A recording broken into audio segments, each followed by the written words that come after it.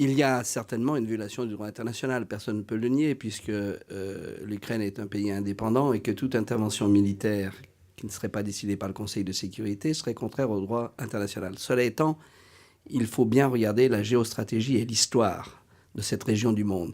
Donc il ne faut pas se hâter à des conclusions hâtives.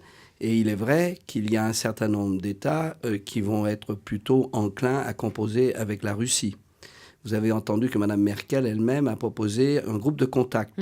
Elle parle le russe, Mme Merkel. Ce sont les restes de la RDA, vous voyez. Donc elle a dû s'entretenir directement avec Poutine dans la langue de Pouchkine.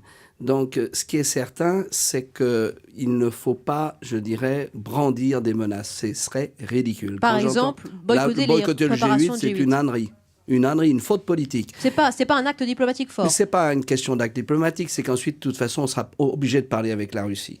Donc, ce n'est pas en coupant Sauf si on les ponts, l'exclut du G8 mais comme vous n'excluez rien du tout. Vous n'excluez pas la Russie, qui a des moyens de rétorsion, qui a du pétrole, qui a du gaz et qui a une position géostratégique en Europe. Il y a un moment, il faut regarder les réalités en face.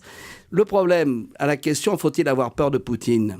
Eh bien, moi, je dirais non à une seule condition, c'est qu'on ne vienne pas dire que, par exemple, l'Ukraine, comme l'ont dit les Américains, va rentrer dans l'OTAN. Parce qu'il y a un moment, il faut arrêter les provocations. Cette situation, c'est pas une question de savoir si l'Ukraine va appartenir à l'Europe ou non, ou à l'OTAN, comme l'ont dit certains Américains. C'est de savoir, c'était une question, une crise interne entre des gens qui sont pas très recommandables face à des gens qui le sont peut-être encore moins.